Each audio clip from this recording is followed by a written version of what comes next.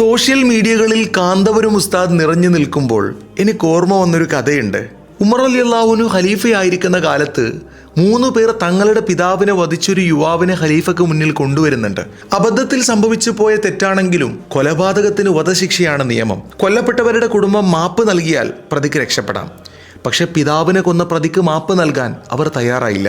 വധശിക്ഷയ്ക്ക് ഒരുങ്ങിയിരിക്കുന്ന പ്രതിയോട് ഖലീഫ ഉമർ തങ്ങൾ അവസാനമായി എന്തെങ്കിലും ആഗ്രഹമുണ്ടോ എന്ന് ചോദിക്കുമ്പോൾ വീട്ടിൽ പോയി കുടുംബത്തെ അറിയിക്കാനുള്ള 3 ദിവസത്തെ സമയം വേണമെന്ന് അറിയിച്ചു. പക്ഷെ ഒരുപാട് അകലെയുള്ള തൻ്റെ കുടുംബത്തിനടുക്കൽ പോകണമെങ്കിൽ പ്രതിക്ക് പകരം ഇവിടെ വേറൊരാൾ ജാമ്യം നിൽക്കണം.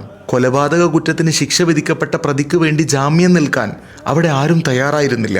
ജനങ്ങൾക്കിടയിലേക്ക് ദയനീയമായി നോക്കിക്കൊണ്ടിരിക്കെ പ്രായമായ ഒരാൾ എണീറ്റ് നിന്ന് ഞാൻ ജാമ്യം നിൽക്കാം എന്ന് പറയാണ്. ഉമർ റളിയല്ലാഹുവിനും ജനങ്ങളും ആ ശബ്ദം കേട്ട് ഞെട്ടി. സ്വഹാബാക്കളിൽ പ്രായമേറിയ ഒരാൾ, ഓ അബൂദർ, നിങ്ങൾ ജാമ്യം നിൽക്കുകയോ? പ്രതി മടങ്ങി വന്നില്ലെങ്കിൽ അങ്ങ് ശിക്ഷ അനുഭവിക്കേണ്ടി വരും. അതെ, അതറിഞ്ഞുകൊണ്ടാണ് ഞാൻ സമ്മതിച്ചതെന്ന് അബൂദർ തങ്ങൾ പറഞ്ഞു.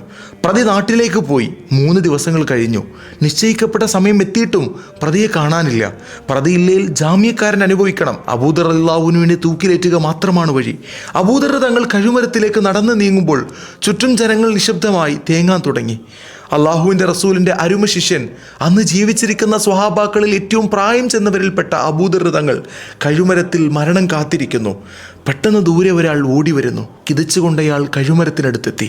അതെ, ഇത് പ്രതിയാണ്. നിങ്ങളെന്തേ നേരം വൈകിയത്? ഖലീഫയുടെ ചോദ്യം. എൻ്റെ കുഞ്ഞിന് സുഖമില്ലായിരുന്നു, അവനെ ശുശ്രൂഷിക്കുന്നതിനിടയിൽ സമയം പോയത് അറിഞ്ഞില്ലെന്ന് അദ്ദേഹം മറുപടി പറഞ്ഞപ്പോൾ വീണ്ടും ചോദിച്ചു, നിങ്ങൾക്ക് രക്ഷപ്പെടാൻ അവസരമുണ്ടായിട്ടും എന്തുകൊണ്ട് തിരിച്ചു വന്നു? എന്നെ വിശ്വസിച്ച് എനിക്ക് വേണ്ടി ജാമ്യം നിന്ന ഈ മനുഷ്യനെ വഞ്ചിക്കാൻ എനിക്ക് മനസ്സ് വന്നില്ല.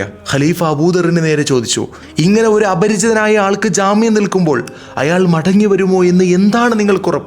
അബൂദർ റളിയല്ലാഹു അൻഹു പറയുന്നുണ്ട്, ഞാൻ ജീവിച്ചിരിക്കെ ഒരു മനുഷ്യൻ മറ്റൊരു മനുഷ്യനെ വിശ്വസിക്കാത്ത അവസ്ഥ ഉണ്ടാവരുതെന്ന് ഞാൻ ആഗ്രഹിച്ചു. 2 പേരുടെയും സംസാരം കേട്ടപ്പോൾ കൂടിയിരുന്നവരെല്ലാം വിതുമ്പി. പ്രതി തനിയെ കഴുമരത്തിലേക്ക് ഒരുങ്ങി.